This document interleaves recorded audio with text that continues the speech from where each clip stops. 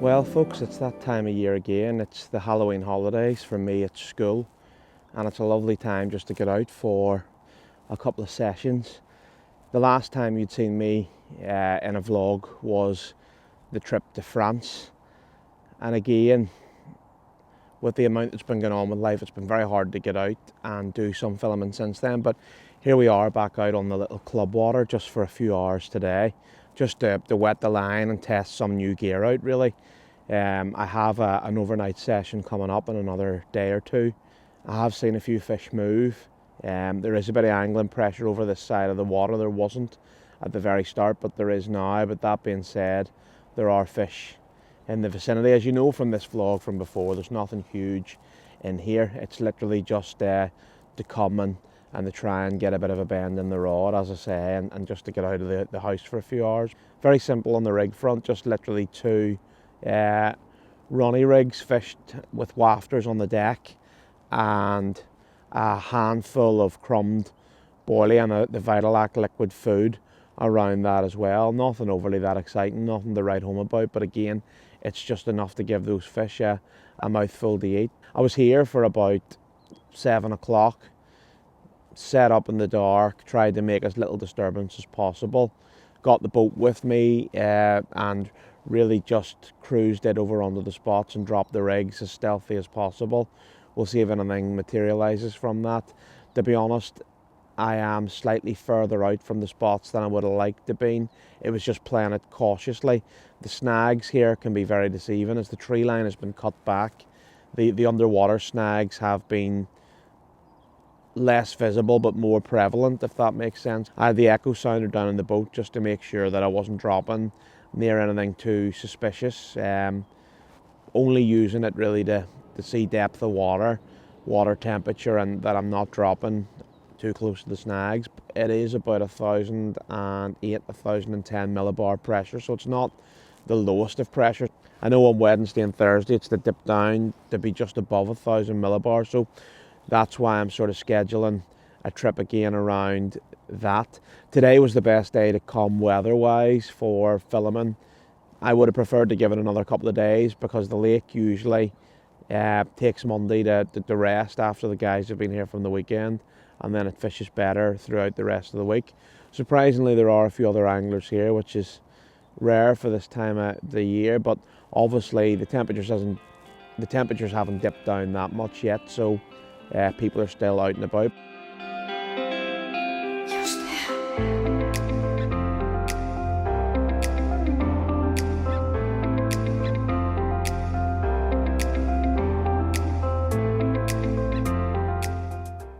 I read on the rods after a few hours of nothing happening, and within about 5 minutes the left hand rod was away, which got the old heart pumping. But unfortunately it was our friend Mr. Tench ringing the changes, putting the rigs slightly closer into the snagged area, just being very careful on placement. And one thing that I've done this time compared to the last is I've added in the naturals range, which is freshwater shrimp. And the reason really for that, or my thought process behind that, is replacing some of the naturals in the lake as it starts to get to this time of year, sort of end of September, October, November. These products come into themselves because the fish are that used to stocking up on naturals, and those start to die off, that using something like this is just a great edge to secure a bite. And it did work in terms of it got fish feeding. Unfortunately it was the wrong species, but there's still a few hours left to make something happen. Other than that, very little changes. I haven't really done much to the camera as the light levels have been incredibly bright. I've tried to move here out of the shade a bit, but it still caught me from where I am. You'll probably see the shot looks a bit overexposed sitting here, but it's just very hard to get somewhere that works, that I'm not more than a couple of rod lengths off my rod, because obviously I am snag fishing and my rods are within a 2-second step here. I don't want to be going any further and compromising those fish for the sake of the video. But That's what we're doing so far. We will take a look shortly at the actual rigs and possibly bait that we're using, but I just wanted to come and catch up with the camera. And as said, this is just literally a day session to get me back into the swing of things. The fish is just lumped out. I am doing an overnighter on Wednesday into Thursday. I haven't decided where that's going to be yet or what form that's going to take, but I do plan to do a bit for the cameras as well. But we'll see how that goes, and hopefully with everything that happens we'll piece something together. But there's been very little happening for me this morning. The guys over the other side, there's been a few fish out. It just so happens they had pre-baited their spot and the fish have actively moved on to that pre-bait. I have just come lastminute.com, fired 2 rigs out with a bit of bait and hoped for the best, you know, and sometimes that prior effort does go a long way, but for me it just hasn't panned out yet. But it's a beautiful, beautiful morning coming in the afternoon. I plan to stay hopefully to between 3 and 5, depending on how the action is. Well folks, there we have it. A little common for my efforts. Little older battle scarred warrior, a bit of damage around the mouth as well, but put up a really good account of itself. It was the right hand rod, the rod I was less likely thinking was going to rattle off, but there it's went. So happy days, really pleased with this one. Let's get him slipped back.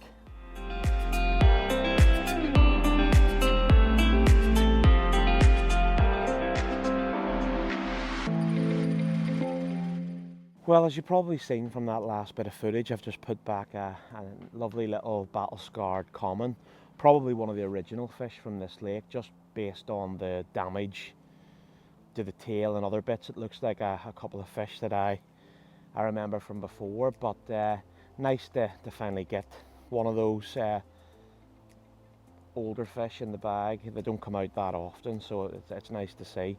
I've had plenty of the sort of commons in here, some of the bigger ones certainly as well, and this is the time of year I tend to find along this tree line really comes to its own for me personally anyway. As I say, I only come out today to get a couple of hours peace and quiet, and the weather's been absolutely glorious for me, not so good for the fishing. I've seen a few fish cruising along the surface, so I don't know if that's my opportunity gone, because really it sort of dies down and then this place comes alive into the early evening as the light levels start to fall. So now as it's coming into the autumn and then into winter, you tend to find around about 5 o'clock it's quite dark here, but it's just another liner there. I have had a couple of liners since putting the rods back out into position. I just redid them both. It's one of those lakes I tend to find if you're here, especially in autumn and winter, the fish aren't really there and the bait's not in front of its nose, you know, within an hour, if you haven't got a take, usually I'd reposition the rod, and I do get quite impatient. It's more like a match style fishing, you know, and we're not fishing for massive fish here, so that approach can work at the right time of year. And I tend to find that because I've dropped quite a lot of rigs with the boat, it hasn't spooked the fish away.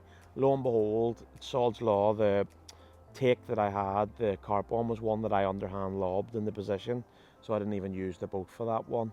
It's a little spot that always does me a bite, and to be honest, it's not somewhere I like to use the boat, because I like to feel a real good drop and make sure that I'm not sort of too close to anything snaggy, and then just lock everything up tight.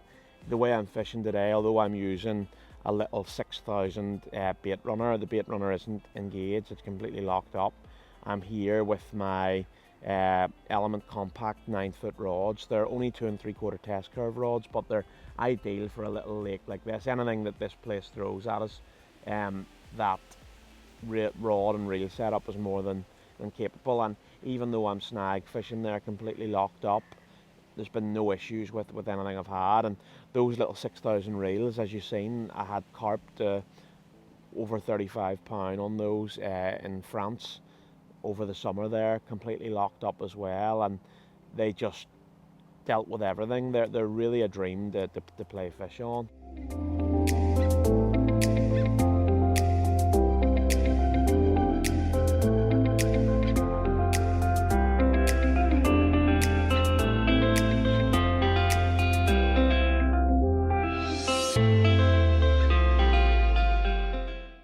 Well guys, it's getting to that time this afternoon where I sort of feel I've outstayed my welcome. As I said, I was going to do a quick brief overview on the bait and rigs used on this session.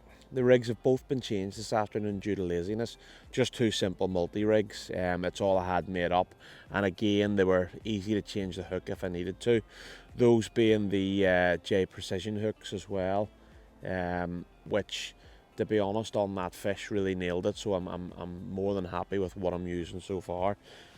Coupled up with 365 wafters.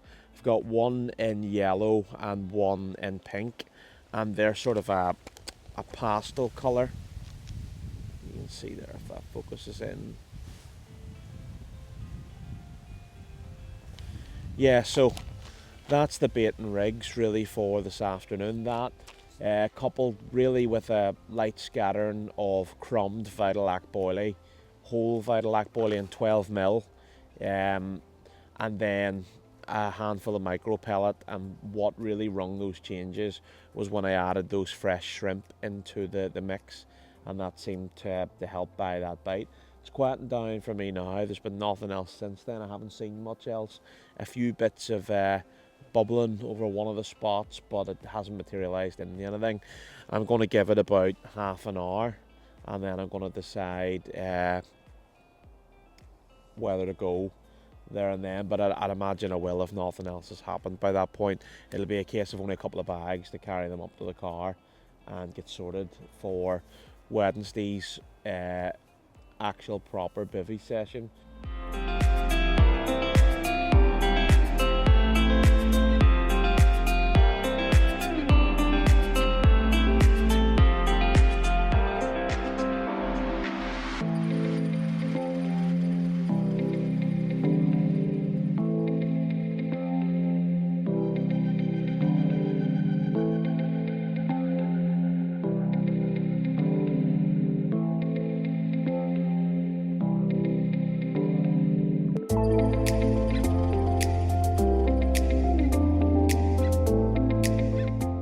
Well, as you can probably see, it's time to pack up.